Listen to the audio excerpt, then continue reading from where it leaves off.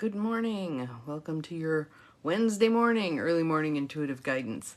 I'm Dr. Bonnie Nussbaum. We have an interesting card today. In fact, I pulled it and I flipped it over going, okay, which side is the side that I'm meant to be looking at?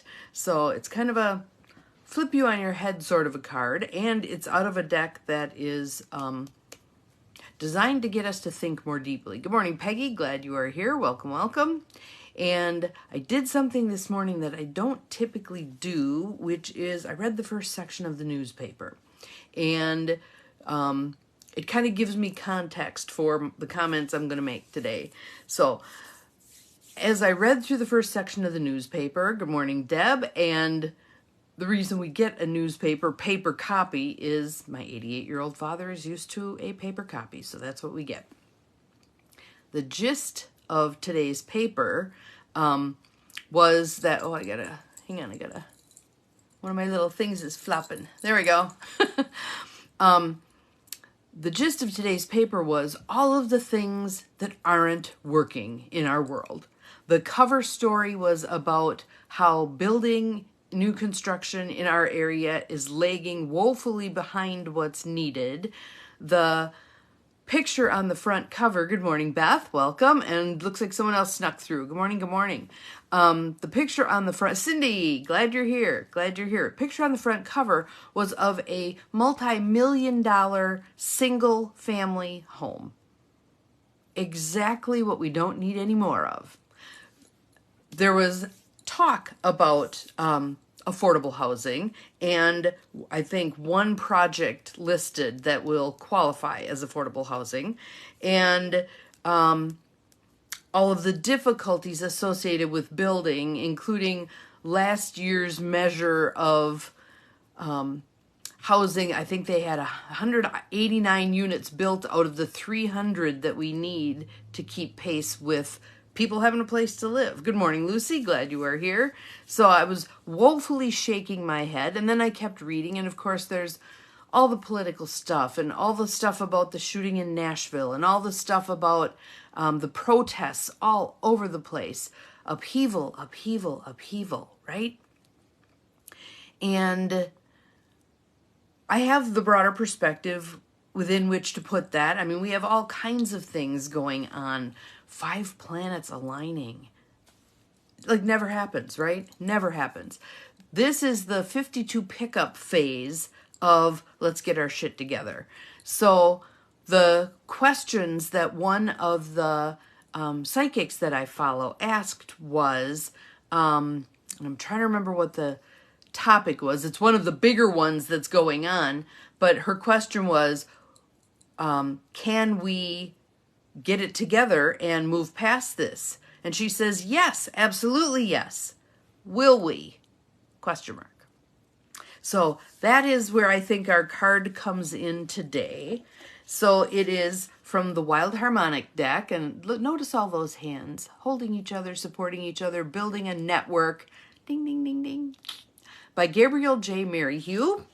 And here's the cover of the book itself. It shows a woman's figure with the butterflies flying off to the side, which I think is cool. But our card, I pulled the card, and I'm like, wait a minute, is that the front or the back? Nope, that's the back. This is the front. What the heck? What the heckers? What is this? Good morning, Linda. Glad you are here. So this card is called Dimensional of Dimensional, Deeper Self. And again, these are pretty heady cards, but deeper self. So I'm going to move it a little closer. There's that moon with the aura around it, deeper self. So let's just take some breaths into our deeper self today. In through the nose, out through the mouth. In through the nose, out through the mouth. Just breathing yourself into the present moment and breathing yourself into a place of a little bit of abstraction. The ability to, I know we're all practical rebels, right? But this card is a little bit of that heady kind of a card that moves into the abstract where you're going, I'm not quite sure what she's saying to me or he's saying to me. What am I doing here? What does this mean for me? How do I anchor this and ground this in my earth walk? Okay, so I'm going to read it, and I'll throw in a few comments as we go, but then we'll see, how is this deeper self relevant to us right here, right now? Deeper self, dimensional of dimensional.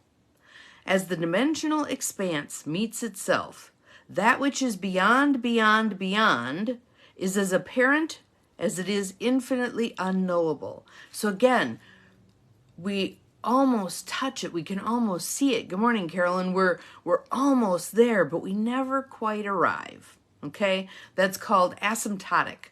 When we approach the asymptote, but we never quite get there. Okay? So hang on to that idea and we'll keep going. Meditation. This is about moving on, going farther, expanding capacity, and opening up to perpetual change. Those of us who fight change are going to be pretty damn miserable for the next however many years of their lives, okay? Time to embrace change. We've talked about flow for how long now? This is the opportunity to flow. Flow with some of this stuff that are the belches, wheezes, and coughs of a universe up-leveling, all right? This card reminds me that there is nowhere to land, no one to be, and nothing to become. Nothing is ever final. Nothing is ever final. So the people who are hoping that death is actually, okay, now I'm done with this thing, maybe not so much. Okay? There is always more. There is always beyond. To reach this place is to see the next. This is not a push to leave, but a recognition that there is no permanent staying. There is no permanent staying. That can be on the small scale of in a job, in a house, in a particular town, but it's also way beyond that. There is no permanent staying. Everything is in a state of flux. Always has been, always will be. All right? The inquiry, here's the question, that question we pose to ourselves. And Cindy, if you would be so kind as to put this in the feed for us, I would greatly appreciate it. How are my ideas of self, and self is in quotes, how are my ideas of self keeping me from a more expanded experience? How are my ideas of self keeping me from a more expanded experience? And a while ago, I taught y'all that little technique I use for tackling hard things. Good morning, Linda. Good evening, Linda. Glad you're here. Where we reference something we've done in the past that was HARD, and we use it to spur ourselves forward on something we're facing that looks HARD. So, a woman who can go be in labor for 36 hours and push for 6 hours with no medication and finally give birth to her little dude can certainly build an outpatient mental health clinic. That's me. A woman who hopped in a car and drove across country by herself with a stick shift that she didn't know how to drive can certainly build an intentional community. See how that works? You just kind of link up. Thank you, Cindy, for putting the question in the feed. Can certainly link it up with something you've already done that was hard or out of character or whatever, and link it to the new thing that you're wanting to accomplish. All right? That kind of thought process, though, is similar to what we're describing right here, which is if you put a label on yourself, okay? Does that label then hem you in? I'm a white woman of a certain age, this background, middle class, yada, yada. How do those labels keep us stuck? How do those labels not allow us into that expanded experience? Way back when, there were lots of those. Women don't do math. Women don't do science. Blah, blah, blah, blah, blah.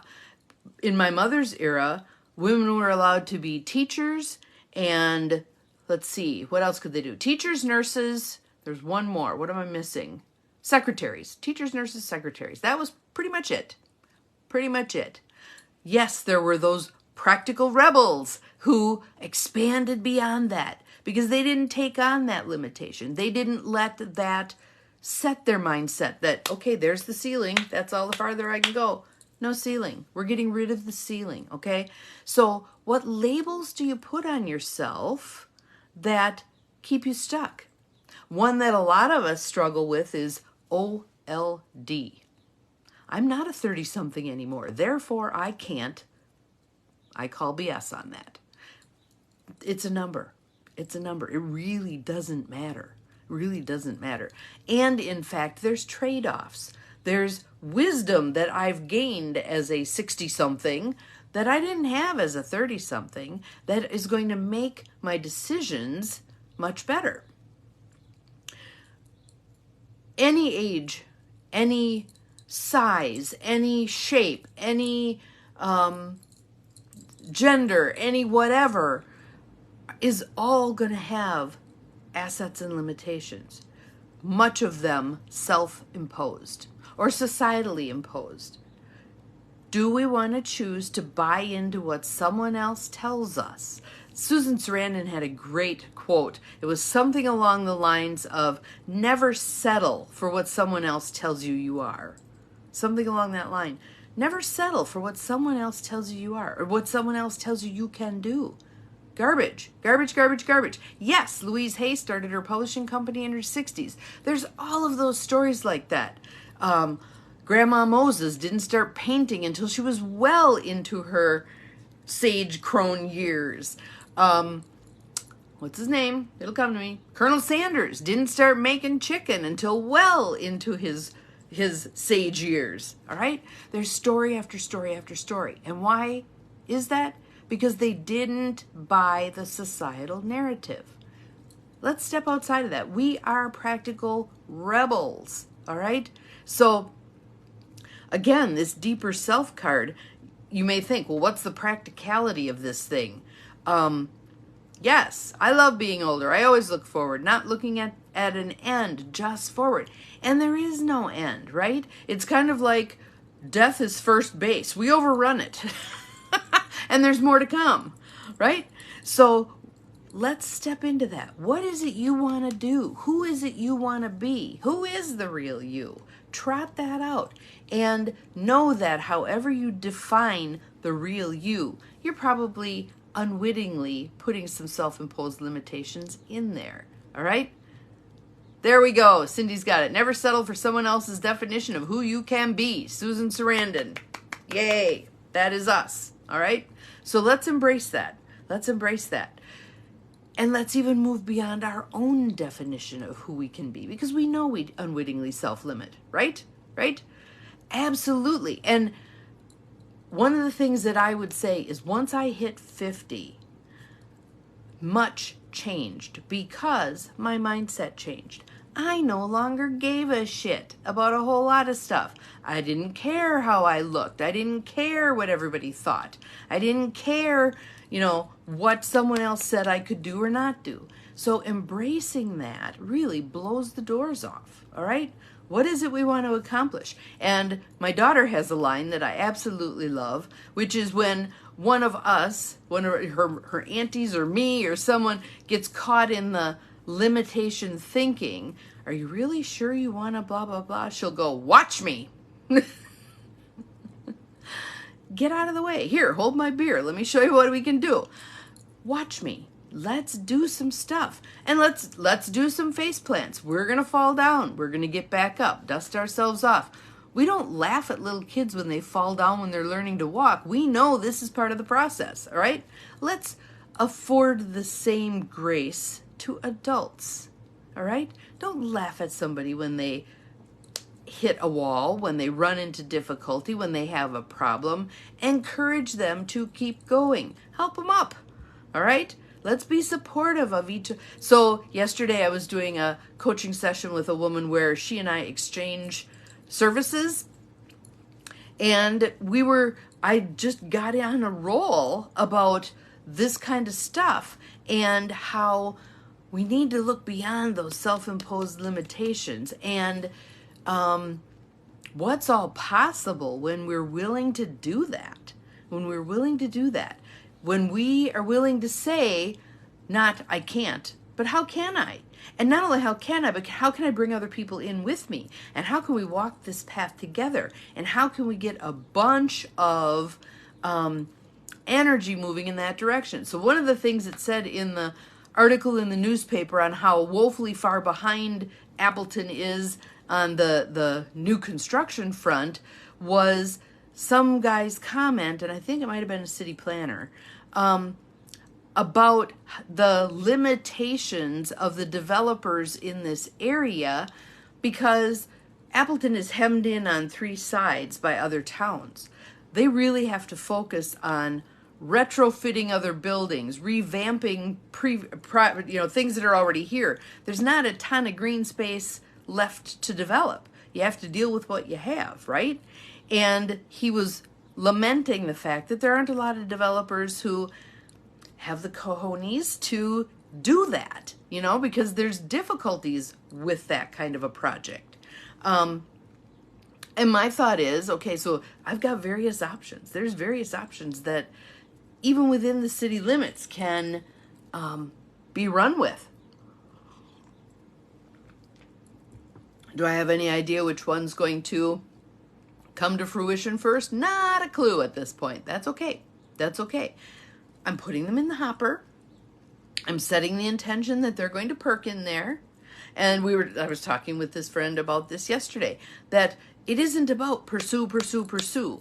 I tend to be a higher energy person, and I tend to be used to using my divine masculine more to make things happen. Have worked really hard the last several years to cultivate that divine feminine, and was having to have a come to Jesus talk with myself this morning about this, because someone I really want to connect with postponed our meeting again. And I'm like, oh man, I just want to get on with it. I want to know. It's like, wait a minute. That's the divine masculine. This postponement is in divine right timing. This is as it should be. This is divinely chosen. Play the game, Bonnie. Follow along with it. Be where you're at. Honor the process. Don't try to rush stuff, because things don't go well then, right? So, for yourself, I want to hear your answers to this question. How are my ideas of self keeping me from a more expanded experience? Where are you limiting yourself? Instead of saying a woman who can do this can certainly do that, or a guy who can do this can certainly do that, what are you telling yourselves? I can't because. What are those self-imposed limitations that you're buying into right now that we can help you with? We can kindly and lovingly help you challenge those limiting beliefs. I'm too old, I'm not smart enough, I don't have letters after my name, blah, blah, blah, blah, blah, blah, blah, okay? It's not about any of that stuff. It's not about any of that stuff. It's about feeling that yearning within, that pull to be a certain person, to head a certain direction, to follow a certain path with something, all manner of stuff. Maybe recycling's your gig. Maybe housing's your gig. Maybe working with people with mental illness is your gig. Whatever it is, there's more than enough for all of us to do, right? So let's get to doing, all right? I'm getting too old. I might fail at this age. That's a bigger deal. I want you to write about that, Cindy. Why is it a bigger deal at this age? Why do we think there's more at stake now than there was earlier? And I'll give you my little piece of that. When I built the mental health clinic, when I went out on my own and built the mental health clinic, I had a brand new house that I was paying for. I had a husband who stayed home with kids. I had 2 little kids. It was my job to feed them and keep them going. And starting something is hard, right? So, but there's a belief also. Starting something is hard. What if I get rid of that belief? What might happen? Lucy, I need to develop skills to become a speaker. What if you're already inherently a speaker? Claim it. It's just like being a writer. People are like, well, I have to be published before I can tell anybody I'm a writer. No. Do you write? You are a writer. Okay? Claim it. Own it, live it, step into it. The more we do it, when I was working for my free Mary Kay car, when I was trying to earn my free Mary Kay car, not trying, get rid of trying, I was driving the car I had at the time and pretending it was the Mary Kay car. I had Aretha Franklin belting out Pink Cadillac on my CD player. I had another CD by one of the national sales directors in Mary Kay that I absolutely adored. It was called What You Talk About. And it's basically the idea that what you're talking about is what you're creating, is what you're bringing about. I still have that CD in the car, and sometimes I'll pop it in and listen to it. And I earned the first level of Mary Kay car. Was it the Pink Cadillac? No, there's levels of cars. But I earned the first car, and it was like, I did this. My team and I did this. We created this together. This is cool. But again, it's steeping yourself in it. It's pretending it's already a goal accomplished. Live it. Drive like you own that sucker, right? So, if this is what you want, if you own that you are a speaker, and we can always hone our craft, right? And don't let yourself stop. Join Toastmasters. If you have a Toastmaster, join Toastmasters. Get some practice. Volunteer to go do some talks places for free, just to get yourself started. Get moving. Make it happen. Baby steps. Little, little, little. I don't care what you do that's tiny. Do some tiny stuff. That is cool. I believe much of our forward progress is in increments. It's incremental change. It's not leaps and bounds. It's incremental change. And then all of a sudden, the doors blow open and something bigger happens. And then we go back to some more incremental changes, and then the doors blow open again and something bigger happens. So that is where we're at today. Good morning, Nancy. Glad you are here. We are just about done. I'll show you the card. And again, you're all going to look at this and go, what? But once you hear the card, it makes sense. Deeper self, deeper self. How are my ideas of self keeping me from a more expanded experience? Mess around with that today. Spend some time with that. Let's see what we get. Know that we are all capable of far more than we think we are. Yesterday I had some little funks with my day, and so today I'm holding myself accountable to do the things that bring me out of those little funks, all right? Don't sink into that. That's not going to serve me. What am I going to do to bring myself forward today? I got some plans. All right, we'll talk to you tomorrow. Remember, you're capable of far more than you think you are. Go for it. Bye-bye.